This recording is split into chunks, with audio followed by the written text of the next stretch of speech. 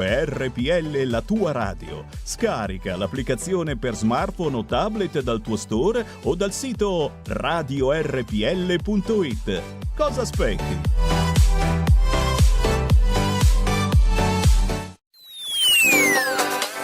Cosa aspetti? Sostieni la nostra radio. Abbonati andando sul sito radiorpl.it. Clicca abbonati e segui le istruzioni. Facile, no?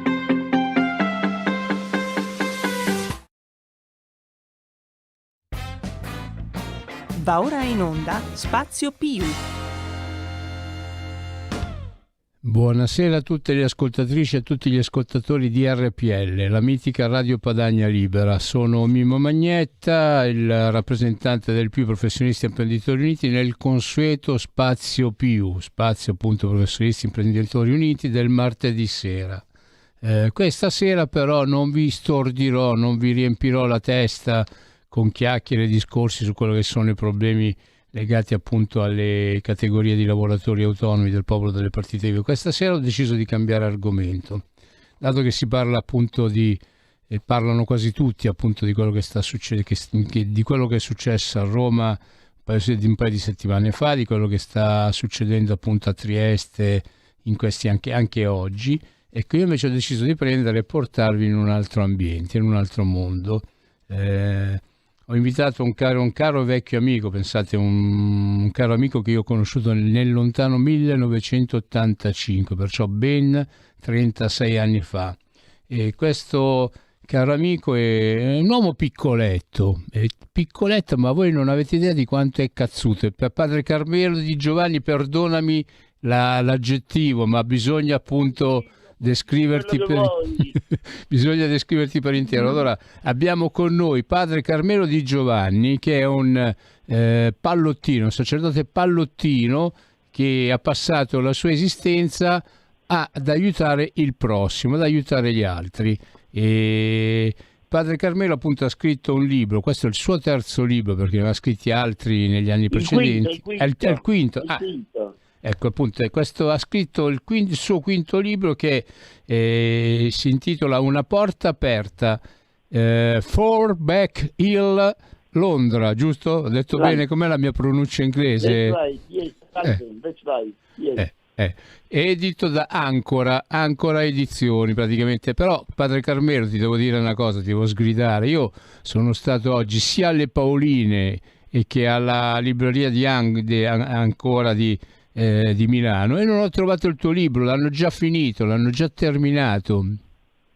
Sì. Io sono andato per prendere, per comprarlo, perché così durante la trasmissione prendo, man mano che parlo con padre Carmelo, lui mi ci spiega le cose, gli faccio qualche domanda, e invece a sto punto praticamente devi essere tu a parlarci del tuo libro, ce lo devi raccontare, perché sì, io ho sotto gli occhi la prefazione del tuo libro che te l'ha fatta appunto il vescovo, aspetta, come si chiama il tuo vescovo? Cardinale Augusto Paolo Lo Iudice, arcivescovo di Siena. Appunto ti ha fatto una bella prefazione dove praticamente ti descrive tutto e per tutto, per quello che tu sei, appunto, in pratica. Padre Carmelo, dovete sapere, cari ascoltatrici e ascoltatori, che ha ben 50 anni di sacerdozio. Sono 50 anni che quest'uomo va in giro a seminare del bene e a raccogliere a volte anche alcuni dolori. Anzi, tu mi sa che forse nella tua esistenza di prete sono più i dolori che hai raccolto che le gioie, vero? Perché sei stato a contatto veramente con tante forme di disagio che... ripeto, uno deve avere proprio una scorza bella dura per sostenerle. Voi sapete che padre Carmelo è stato dal 71. Dal 1971 appunto è diventato al 2014 a Londra. Stava 3 anni. E stavi nella St. Peter Church, nella chiesa di San Pietro, giusto? Che era praticamente il punto d'approdo di tanti italiani che arrivavano appunto in Inghilterra, a Londra. Se avevano qualche necessità venivano lì alla St. Peter Church e chi trovavano padre Carmelo. E se padre Carmelo a Padre Carmelo non bastava di aiutare le persone che andavano a trovarlo nella sua parrocchia, perché poi tu sei diventato il parroco, sei diventato il rettore di quella chiesa là, no?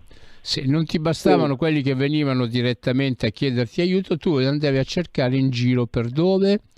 Per le carceri di Londra. Carceri, Piccadilly Circus.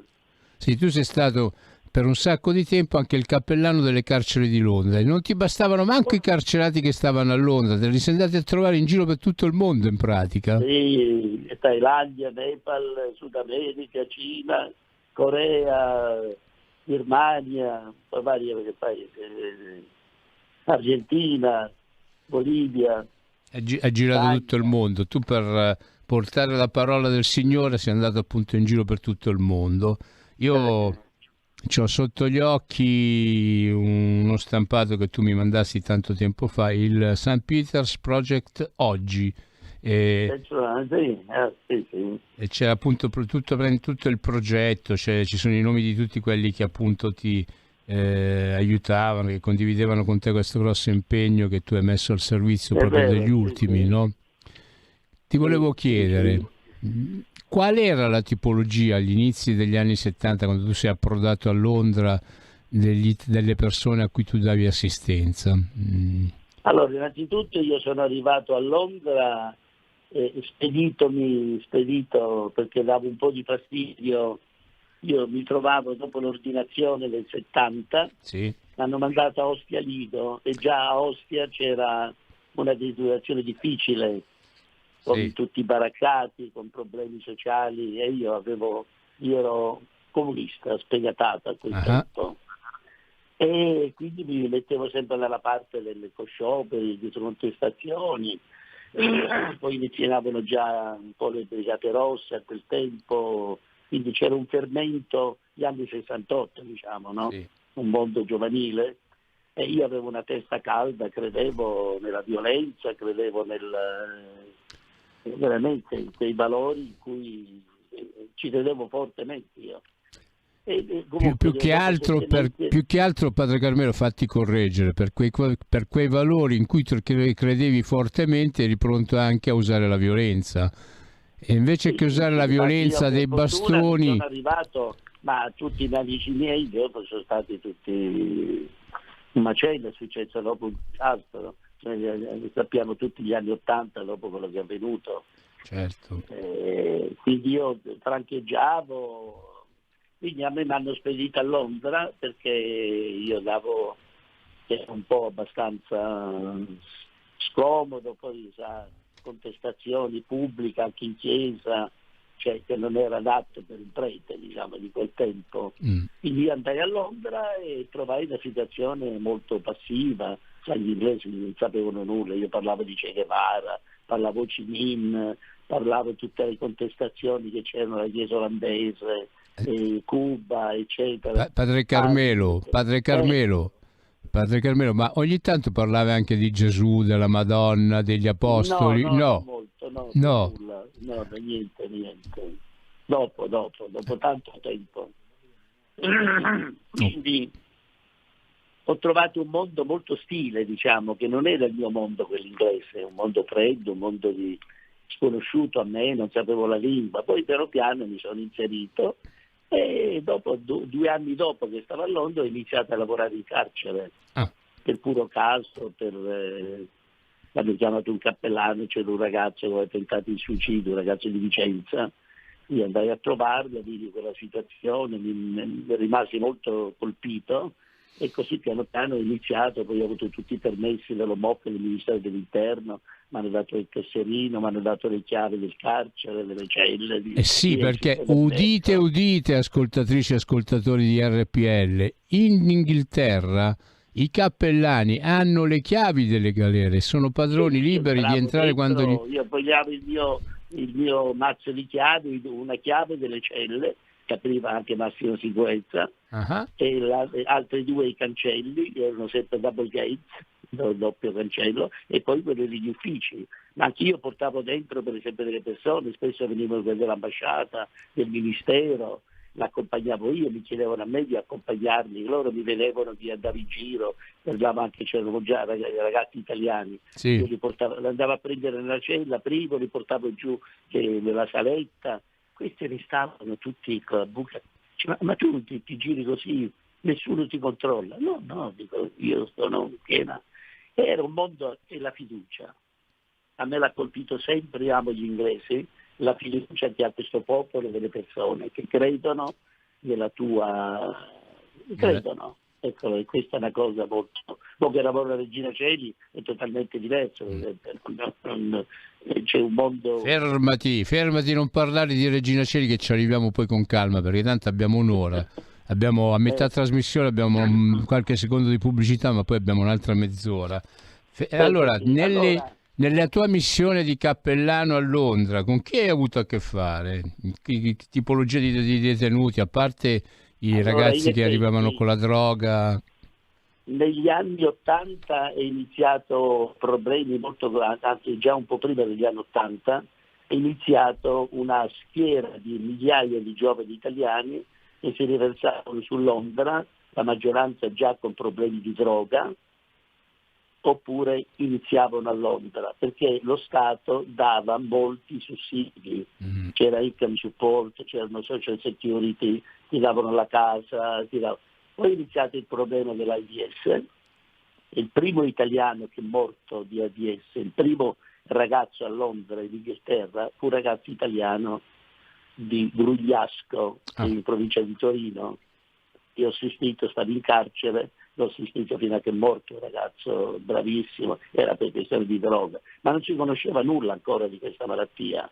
Poi diventa degenerato e quindi poi i decessi erano all'ordine del giorno, parlo di ragazzi italiani, quindi la maggioranza erano tutti tossicodipendenti, il 99%. E quindi che cosa è stato? È stato un momento molto delicato e molto doloroso, perché questi ragazzi erano senza famiglia, la maggioranza abitavano negli squats, queste case abbandonate dove non li cacciavano via, quindi dove c'erano un po' di tutto, tutte le porcherie che c'erano lì. E quindi sono stati 20 anni quasi di momenti veramente tragici, perché giravo gli ospedali, i centri di recupero, e tutti questi ragazzi italiani erano 5-6 mila italiani lì a Londra, e di fatto le autorità inglesi hanno cominciato ad aprire gli occhi, e c'è stata anche una campagna contro gli italiani. Se tu vedi, a quel tempo è intervistato continuamente dalla BBC, dalla Rai 1, Rai 2, Rai 3, da Maurizio Costanzo, venivo regolarmente spesso, perché era un problema, un fenomeno in Inghilterra, specialmente a Londra, della questa nuova comunità italiana, perché c'era la vecchia comunità italiana, la vecchia migrazione, sì. E chiaramente io poi ho aperto le porte della parrocchia a tutti questi giovani che venivano a mangiare per centinaia, erano tutti mezzi fusi, tutti sconclusionati, mezzi pazzi, insomma, molti si drogavano lì in casa, c'era la polizia, l'autoambulanza, quindi era una situazione molto delicata e la parrocchia non gradiva molto questo ambiente, perché sporcavano un po' la vecchia migrazione che avevano lavorato, si erano fatto un culo, questa gente ha lavorato per tutta la vita, venivano questi lavativi, droga, malati, eccetera, a rubare, rapina, eccetera. E tu davi Anche loro di da droga. bere, da mangiare e da vestire, e a volte, tante volte li facevi anche dormire, perché nella tua chiesa lì a noi Londra... facevamo tutto, pagavamo anche le comunità terapeutiche, quelle private, pagavamo i funerali, i decessi, qualche volta riportare la salvo le celle dell'Italia. Senti, ma e con i familiari di questi ragazzi com'è stato, padre Carmelo? È stata una cosa lancinante, un dolore terribile? Perché No, ma è stato per me, io mi sono invecchiato, ti devo dire sinceramente, guarda, perché nel senso che io molti li incontravo in carcere, poi uscivano dal carcere, l'unico indirizzo che conoscevano era la Chiesa italiana, perché è una Chiesa nazionale degli italiani, molto centrale, sì. E quindi venivano tutti là, e allora era una situazione molto molto delicata, molto difficile da gestire, anche dal lato di sicurezza, Sì. Perché questi ne combinavano di tutti i colori, rubavano dappertutto, e andavano in giro per la chiesa, per la casa. Perché io l'ho accolto in casa, diciamo, come ti accogli uno in casa tua, non è che lo accogli in una stanzetta a parte, muori, un oratorio.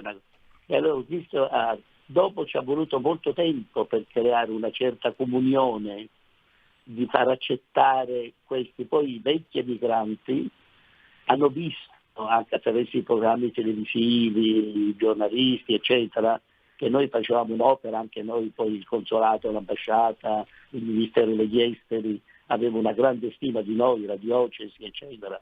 Eravamo sulla bocca di tutti per il bene che facevamo, e chiaramente questo ha creato come un cosa all'occhiello, come dice, invece di diventare, è diventato un grande pregio per noi, per la Chiesa, diciamo. Certo, e praticamente... Però sono stati momenti molto duri, difficili, però abbiamo visto per esempio tantissimi ragazzi che si sono persi, molti sono morti purtroppo, alcuni sono usciti dalla droga, sono inseriti poi nel mondo del lavoro, sono sposati, io ho fatto matrimoni, pure battesimi un po' dappertutto. E poi la cosa bella è che io stavo in contatto con tutte le famiglie in Italia.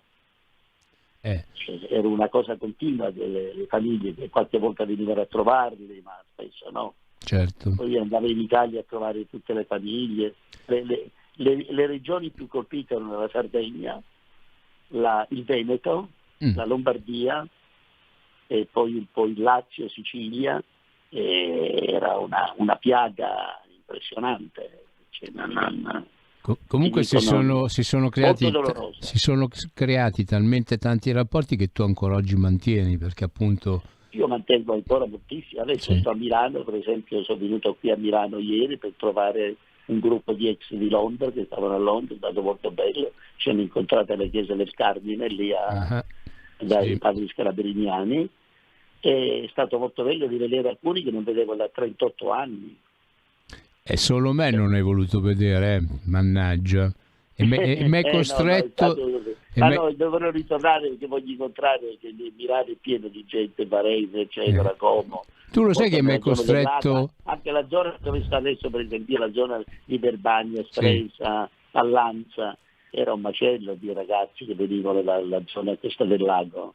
Immagino, perché quelle sono zone che rimangono molto segnate dai problemi della droga, perché... È stato molto vedere queste famiglie disperate, non sapevano niente dei loro figli. Quante volte è venuto chi l'ha visto quel programma per intervistarmi, ma io devo stare molto attento perché io conoscevo tante situazioni, però non potevo sputtanare i ragazzi a vedere quello.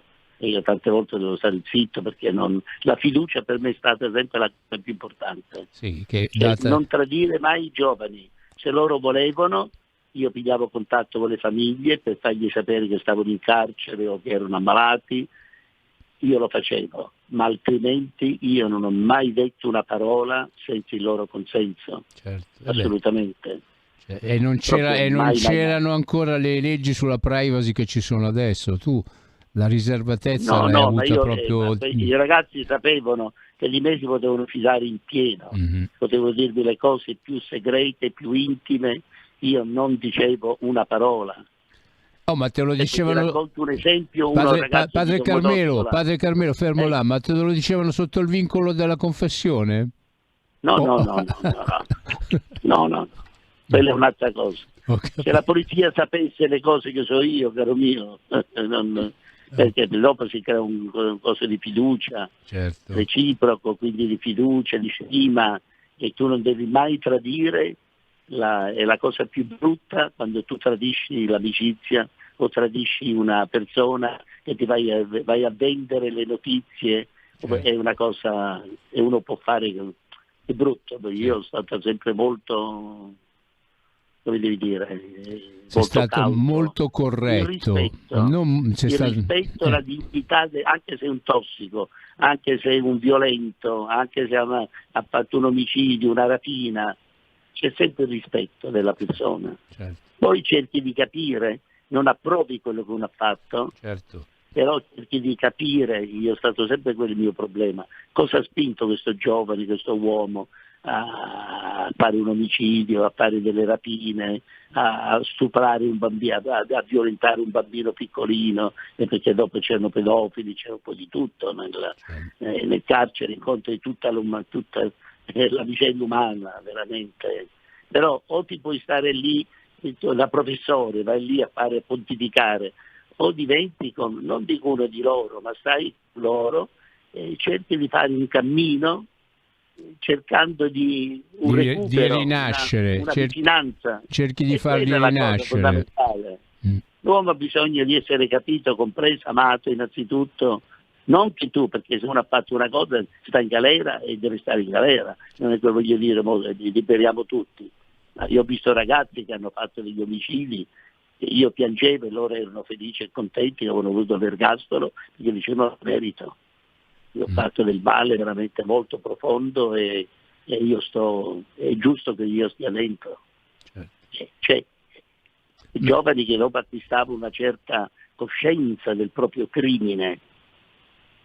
Ci sono quelli incoscienti, ma c'è gente che riflette pure in carcere. Io ormai lavoro da quasi 45 anni in carcere, ho visto centinaia di migliaia di persone in tutto il mondo pure. Sì, infatti. Quindi c'è gente che è votata ormai al crimine e per loro, come i spacciatori di droga, che spacciano quintali di droga, di cocaina, eroina, hanno perso il senso totalmente della loro dignità, no? Certo. Bisogna fare molta attenzione nelle cose, diciamo. Perché voi dovete sapere, come avevo anticipato prima, mi pare, che padre Carmelo non gli bastavano quelli che appunto gli arrivavano lì nella sua chiesa a Londra, se n'è andata anche cercando in giro. Infatti ogni tanto a me arrivavano cartoline dalla Thailandia, dagli Stati Uniti. Allora, la questione della Thailandia, perché arrestavano molti giovani e venivano da Bangkok in transito a Londra, la maggioranza andavano a Francoforte, italiani, che portavano eroina dalla Thailandia, i corrieri famosi. Certo. E siccome una volta mi scrisse un ragazzo che era al carcere di Brixton a Londra, che era in carcere a Bangkok, mi scrisse, dice guarda, mi hanno arrestato a Bangkok. Siccome erano tanti ragazzi che arrestavano, io mi sono incuriosito per vedere ma che succede a questo paese e sono andato a Bangkok per trovare questo ragazzo e poi ho trovato tantissimi. Quindi io quasi per 20 anni ogni anno andavo a Bangkok un periodo e visitavo 3 carceri a Bangkok, quello femminile e 2 maschili, e poi uno Bangkok fuori Bangkok, non Tamburi, e poi andavo su nel nord al Triangolo d'Oro, a Chiang dove più o meno era un po' la coltivazione della droga, eccetera, su nel Triangolo d'Oro tra Birmania, Laos, Vietnam, Thailandia, e lì c'erano anche degli italiani, e allora io poi con la condizione l'ambasciata mi faceva vedere i permessi e quindi entravo nelle cose di Thailandia. E lì incontravo spesso Don Pierino Gelmini, sai, quello della comunità incontro. Sì. Sì.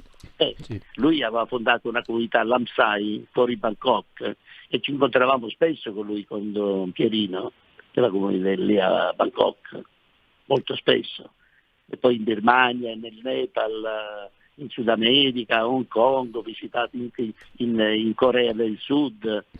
Cioè, io andavo un po' in Argentina, in Patagonia, io dovunque andavo mi interessava andare a qualche carcere. Padre Carmelo, Padre Carmelo, me la fai fare una battuta? Anche perché siamo quasi lì per la piccola interruzione per la pubblicità, ma tu, grazie a Dio, ti sei girato tutto il mondo, insomma.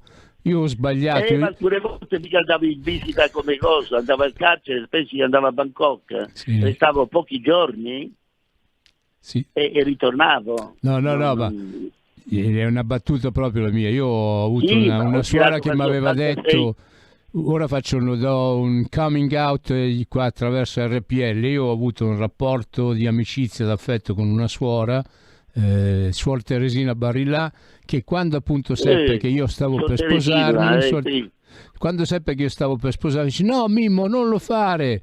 E perché Teresina? Perché tu sei adatto per la vocazione, se ti sposi commetti un delitto. Magari, diceva la cazzata. No, magari l'avessi ascoltato. Io grazie a Dio sarei stato in giro per tutto il mondo. Teresilla. Senti, vabbè, ascolta, siamo arrivati alla pubblicità, resta con noi pochi secondi. Tranquilla, fai pubblicità. Pubblicità.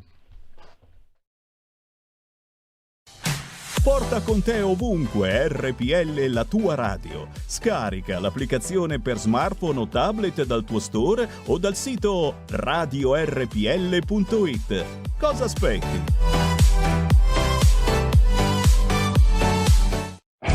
Polenta di rock. Ogni domenica dalle 21 la musica rock con il Mic e il Pivi, solo su RPL Rock and Roll col CH. E ricordas che pulente virtuosa convenios. Stai ascoltando RPL, la tua voce libera, senza filtri né censura. La tua radio.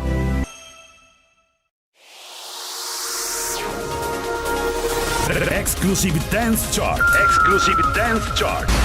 Ciao belli, sono Max Martinelli. Con la DJ Isabi vi aspetto su RPL per farvi fare tanti saltelli con la Exclusive Dance Chart, la classifica dance nazionale. Dalle 23 il sabato, se avete voglia di dance, vi aspetto su RPL con la Exclusive Dance Chart. Tanti saltelli con la B e il Martinelli su RPL. Exclusive Dance Chart.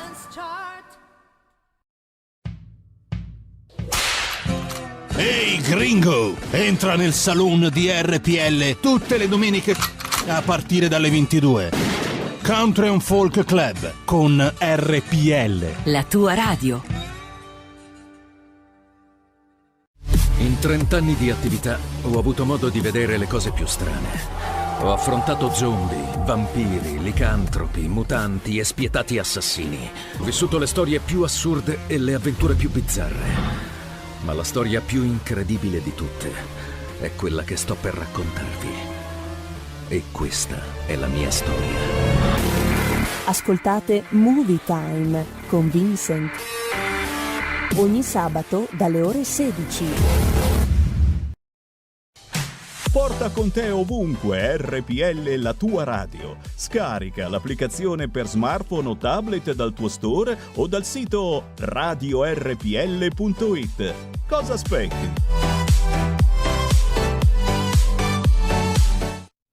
Rieccoci, sempre con padre Carmelo Di Giovanni, che ormai oltre ad essere un prete pallottino è diventato un affermato scrittore. La sua quinta opera letteraria, e io mi raccomando con voi, andate tutti quanti a comprare questo libro che vale la pena di essere letto, perché è un vulcano di situazioni, di esperienze, di vite vissute, di impegno per gli altri. Una porta aperta. 4 Back Hill Londra o 4 Back Hill Londra, perché appunto qua se con padre Carmelo non parlo inglese poi dopo mi... Edito Ancora Edizioni, trovate lo vendono anche alle Paoline, insomma, se andate lì dietro il Duomo. Tutte le librerie li trovano, basta. Ed è un libro che appunto è un libro che va letto, perché appunto padre Carmelo ci ha messo su praticamente 50 anni della sua vita, perché padre Carmelo sono 50 anni, ha festeggiato 50 anni di sacerdozio, ha avuto appunto a che fare con tanti ragazzi e ragazze col problema della droga. Poi finito quel periodo, anzi no, non è finito, perché quello è un periodo che continua ancora, poi ha avuto un incontro con quello che sono stati gli anni di piombo, con tutti i partecipanti agli anni di piombo, esatto o no?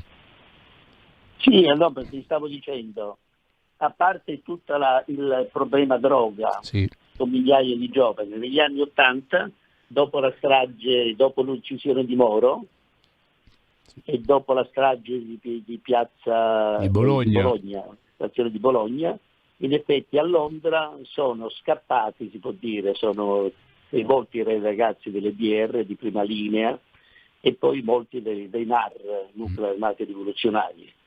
Però leggo sulla tua prefazione i NAR, Ordine Nuovo, l'ETA, l'IRA, poi sì, conoscevo tutti, quelli dell'IRA, l'ETA, i palestinesi, ho avuto contatto un po' con tutti, andavo a trovare la Magrid, quelli dell'ETA, Irlanda del Nord, vabbè, dopo riparleremo, questo è un capitolo molto, molto doloroso, anche affascinante, diciamo, da una parte, perché vedevi che realtà che c'era, che maturava in quegli anni. E quindi io, siccome lavoravo in carcere, alcuni sono stati arrestati dall'Interpol e alcuni prima erano proprio di Milano, e quindi si è creato un contatto con loro, un contatto di amicizia molto bello, molto lungo, e siccome io ero molto affine con i loro ragionamenti terroristici, diciamo, perché quindi noi ci trovavamo bene, nel senso che io però avevo già incominciato un po' a capire un po' di più, un po' di Gesù, di Cristo, che fino allora era un po' sconosciuto a me, quindi facevo un cammino un po' più anche di fede, anche come prete, diciamo. E allora faceva anche discorsi un po' diversi, non solo di violenza e delle armi, ma anche di una questione pacifica. Quindi si è creato, poi loro hanno avuto, ecco, un aspetto che ti volevo dire, io quando poi c'è questo gruppo grande dei neri, chiamiamoli dei neri, dell'evasione della parte destra, e lì era più difficile, per me è stato più difficile, perché loro all'inizio, quando io entravo in carcere, perché loro stavano nel reparto speciale, e mi vedevano aprire le celle, loro quasi quasi mi guardavano con sospetto, come io fossi quasi una spia o una persona che andava lì per scoprire delle cose, per riferire. Allora, per fargli capire che il sistema inglese era che noi avevamo le chiavi, non perché io andavo lì per vedere, e ci ha voluto un po' di tempo. E dopo anche con loro si è creato, molti di loro poi sono usciti e frequentavano la parrocchia regolarmente. E facevano anche i chierichetti? Ma quello che frequentava di più era Roberto Fiore, quello che adesso non ha già arrestato, poveraccio, mi dispiace. Roberto Fiore l'ho sposato io, ho battezzato i bambini, la persona che sta, vabbè, ognuno ha le sue idee, diciamo, io non voglio discutere delle cose di ognuno, chiaramente non sfociare mai nella violenza adesso, perché lì uno ha un'idea politica e può avere quello che vuole, il rispetto è sempre grande. Certo. E quindi è iniziato un processo con loro anche molto bello, veramente di conversione, perché molti sono avvicinati alla fede, ma non una fede da bigotti, una fede esistenziale, forte, bella, proprio che toccava la persona, toccava la vita di loro. Poi loro venivano tutte le famiglie a trovarli in Inghilterra, perché loro non potevano andare in Italia, e allora si è creato questo rapporto con la famiglia veramente molto bello, bellissimo. Io sono venuto anche a Roma a dare nel bunker di Re Bibbia, io sono venuto a dare anche alcune testimonianze, diciamo, che mi hanno chiamato i giudici, alcuni che stavano a Londra, e ho detto quello che è la verità di quelle cose che io volevo.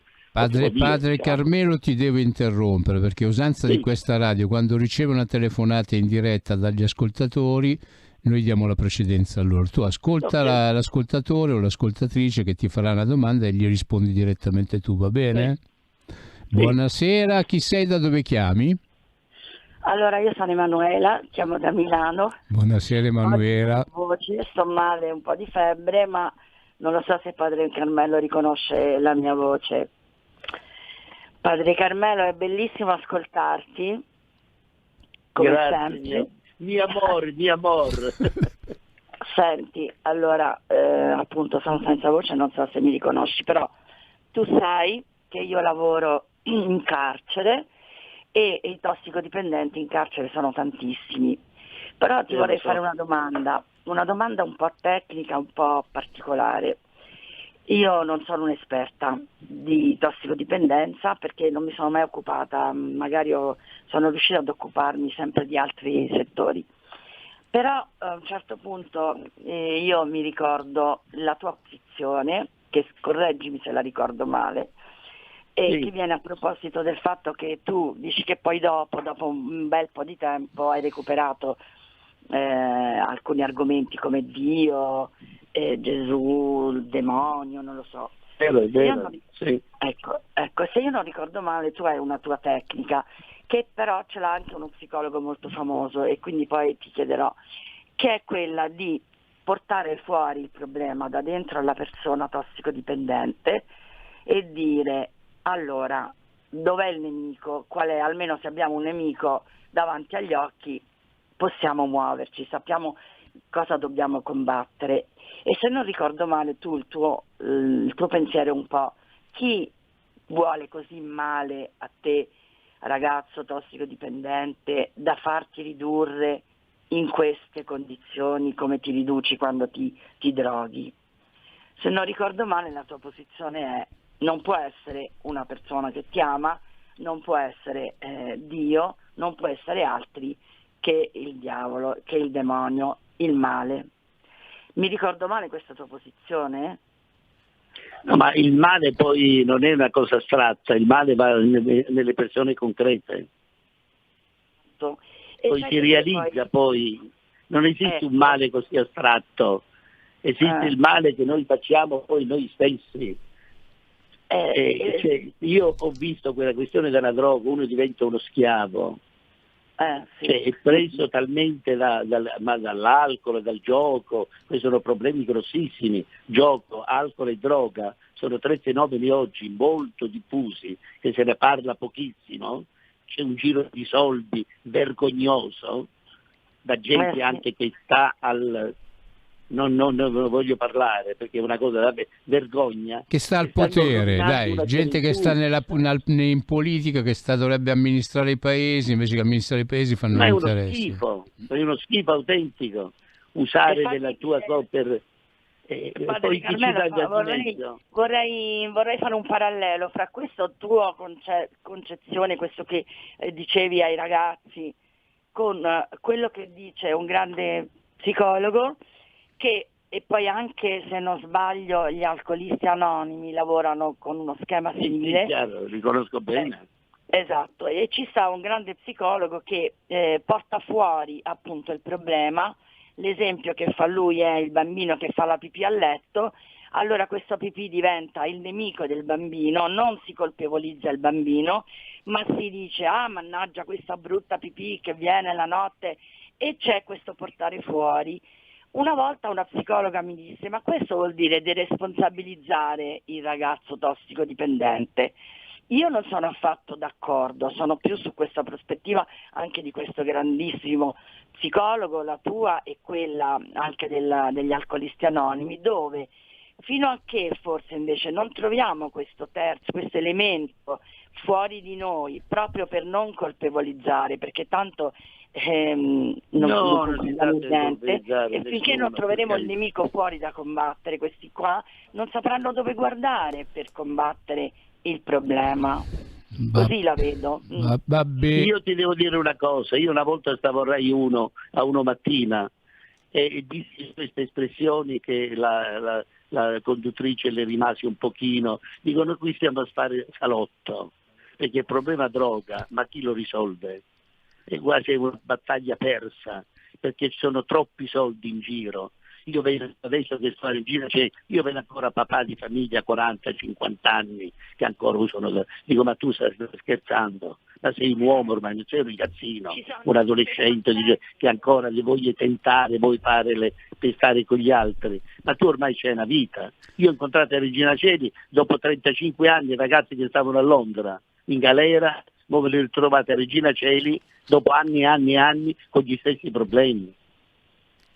Ma allora che cosa noi possiamo fare? Poi sono tutte le porte chiuse per questi giovani, nelle comunità terapeutiche, ormai è tutto cambiato. Anche perché Padre Carmelo... nello spirito di questo giovane e fargli capire che sta rovinando la sua esistenza, si sta sprecando la sua vita così preziosa, con sta porcheria, e arricchisce tanta gente che è senza scrupoli.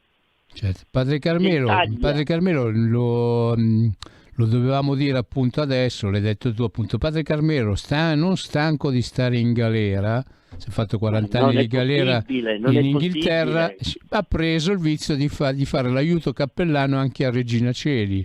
Cioè, io ho ripreso da 2 anni, quando ho finito come parroco ho ripreso il mio antico lavoro di carcere, e vedo quanta necessità c'è di portare veramente un po' di luce, un po' di speranza, di gioia Perché Certo. tu vedi gente che è tutta lì, mezzi rovinati, non è possibile che uno possa passare la sua esistenza Beh, cioè tu ci hai fatto... soltanto di questi farmaci, perché la vita è spenta, la vita si spegne.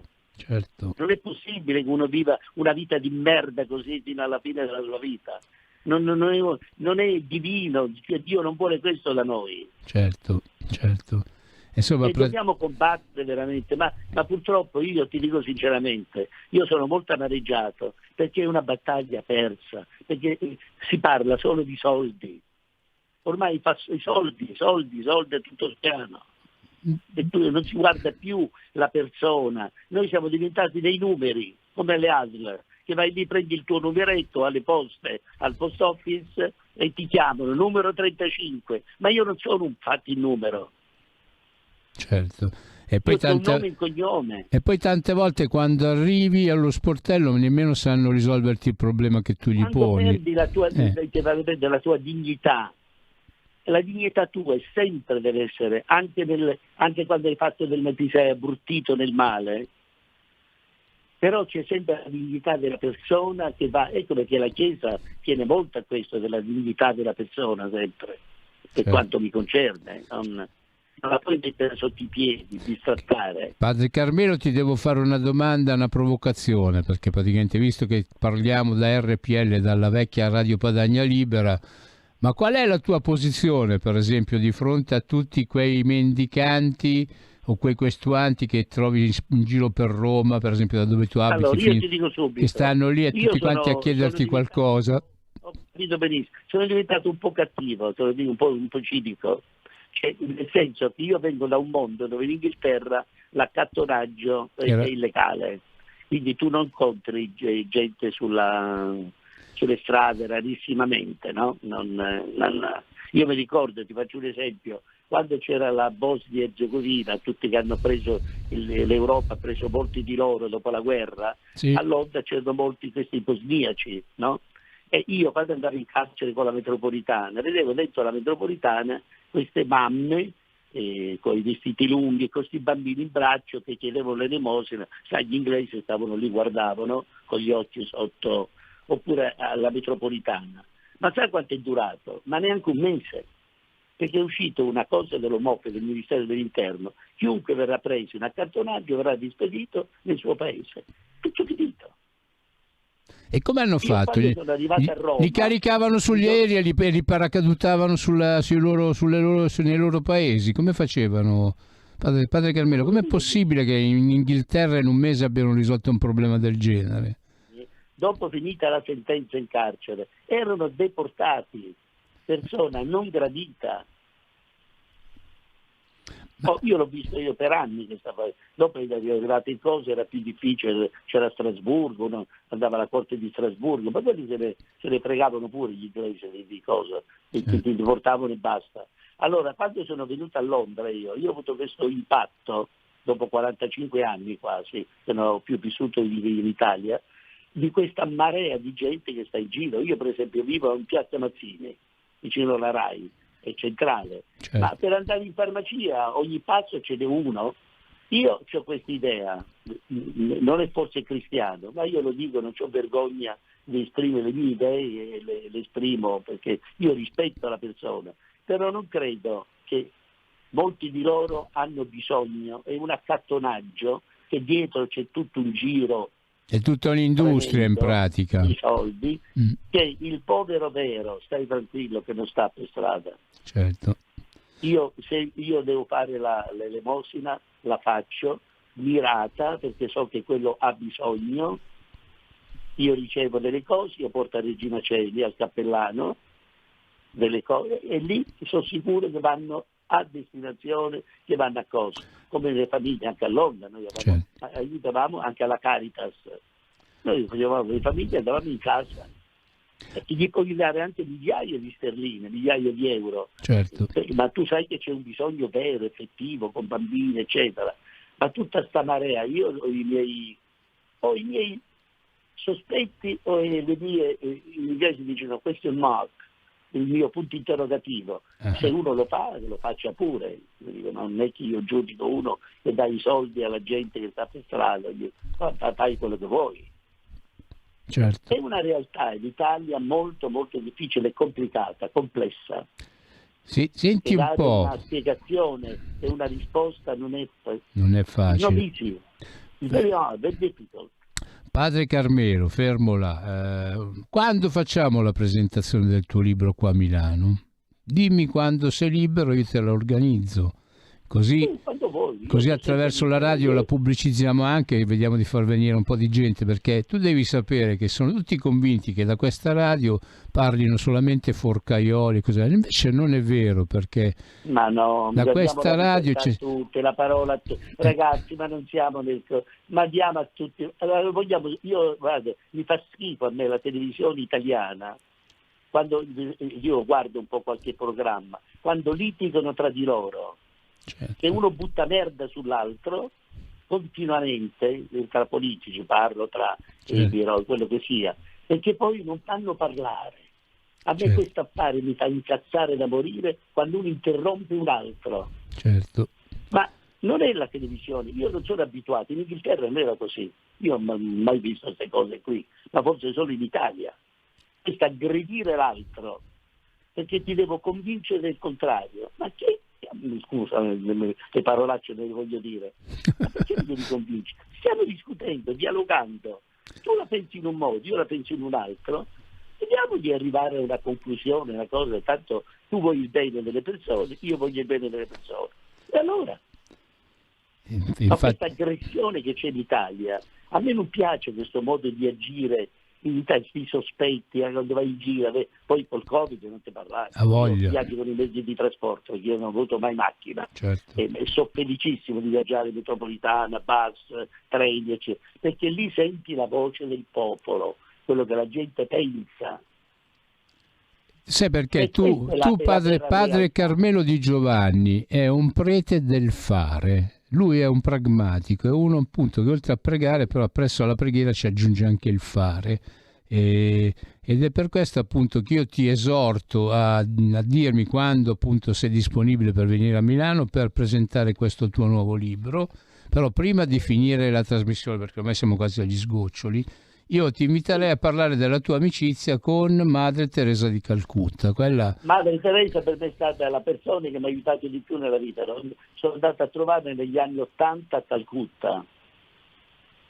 Sono stato con lei, ma è stata la prima ispirazione. Sono andato alla Dea Calì, a questo tempio che lei aveva, questa casa che gli avevano dato, dove stavano i moribondi, ma lì a quel tempo raccoglievano i morti per strada, certo. a Calcutta, come noi raccogliamo la spazzatura con i camion la mattina, una cosa verde. Io non sono riuscito a stare più di 2 o 3 giorni a Calcutta, sono andato via perché ho paura, una paura fottuta io della sofferenza, del dolore, mamma mia, io ho paura proprio, e vedere sangue, non lo so. Nel libro io parlo molto anche delle mie vicissitudini della malattia, della morte, la sofferenza, il dolore, la croce. Quando ti tocca a te, caro mio, cambia storia. Certo, che la vede agli altri, quando ti tocca nella tua pelle, che quello che succede a tutti, perché siamo tutti, nasciamo tutti, viviamo e poi appunto c'è chi vive di meno. Il problema è che noi viviamo in un mondo molto superficiale. Sì. Molto superficiale, non ci conosciamo più. Le famiglie, io avrò fatto 5.000 matrimoni nella mia vita, ho sposato tanto di quella gente, ma quanti matrimoni sono andati a rotoli? Continuamente. Divorzi, separazioni, non ci si comprende più, la situazione dei figli, questi poveri bambini, poi ci lamentiamo che la gioventù, l'adolescenza sono tutti mezzi squinternati, ma che vuoi fare? Ma come fai a dare la colpa? Hanno vissuto dei traumi, tante volte adolescenti, ragazzini, chiaro che stanno sempre davanti a un telefonino, un iPad, perché è l'unica cosa che possono fare. Certo. Io ho fatto un funerale 2 settimane fa di una bambina che è cascata dal 3° piano, facevo sto TikTok che porta il bambino Gesù a Roma, poi ho fatto il funerale, era una pena, una bambina di 11 anni, sfigurata, c'è tutto un mondo purtroppo che Noi o ci mettiamo un po', oppure veramente stiamo andando allo sfacelo, non c'è più il rapporto umano nelle famiglie, con la gente, siamo tutti ostili l'uno con l'altro, tutti ci guardiamo, siamo sempre incazzati, non vedi mai sorridere uno. E che cazzo? Ma ridi un po', fai un sorriso nella vita. Devo dirti una cosa. La vedi io tutti i giorni della miseria. Padre Carmelo Di Giovanni, meno male che ci sei tu, se non ci fossi stato ti dovevano inventare. Un mondo più bello, più luminoso, più fraterno, e lascia perdere ideologie, tu pensi la cosa, che te ne frega, ma pensa quello che vuoi, io, che mi interessa a me, ma c'è sempre qualcosa che ci unisce, perché ogni uomo dentro è una miniera di beni. Io non credo che l'uomo è tutto cattivo dentro e malvagio, non è vero. Certo. Sono persone, non ci fanno credere che tutto è male, tutto è merda, ma quanta gente che io vedo, giovani, fanno del bene, mamme e papà che assistono i loro genitori, i nonni, anziani. Adesso sto girando qui che sto a Verbania, Stresa, in tante famiglie, tanti anziani, 90-93 anni, vanno nelle case. Ma che meraviglia vedere come accudiscono queste persone, con tanto amore, che molti manco sanno diceva chi sono, non li conoscono più. Padre Carmelo, se ti riesci, fatti un giro al carcere di Verbania, dove c'è una pasticceria molto molto buona. Non ce la faccio perché domani riparto per Roma, quindi vabbè. Senti, adesso a questo turno non... Padre Carmelo, il nostro tempo finisce qua, se vuoi ci risentiremo prossimamente. Quando vuoi io sono sempre disponibile, dare un messaggio sempre di luce, io sono positivo nelle cose, luminoso, posso avere gli occhi non minacciosi. Carmelo, posso chiudere? Carmelo, posso chiudere con uno slogan? Posso chiudere, me lo permetti? 10, 100, 1000 Padre Carmelo Di Giovanni. Ma ce ne sono tanti, stai tranquillo, sono sicurissimo. Ma ce ne servono tanti. Cioè fratello mio, io voglio bene alle persone. Grazie. Voglio bene, devi volere, oggi dobbiamo volere bene alle persone, ma non perché tu devi spillare qualche cosa, vai dietro a quello perché gli puoi tirare fuori qualche soldino o perché conosce qualcuno che ti può introdurre, non è quello, ormai l'amicizia è l'amicizia limpida, bella, pura, lineare, luminosa, questa è la cosa bella, non viene sportata. Grazie Padre Carmelo, salutami tanto anche Vittorio a Regina Celi e buona vita, grazie. E mi raccomando, il libro di Padre Carmelo Di Giovanni, Una porta aperta, Fourbeck Hill, Londra. London. Ma però qua sulla copertina c'è scritto Londra. Londra, non ho messo Londra. Vabbè, ciao Padre Carmelo. Aperta, dobbiamo aprire le porte al Signore. Soprattutto quelle del cuore, vero? Saluta a tutte le porte del cuore, che penso sono sbarrate, blindate. Grazie Padre Carmelo, grazie. Ciao carissimo, grazie a te. Grazie. A tutti quanti voi, ascoltatrici e ascoltatori, ci sentiamo martedì prossimo dalle 18:30 alle 19:30. Però andate a comprarvi il libro di Padre Carmelo, vale la pena di leggerlo. Ciao, grazie ancora. Avete ascoltato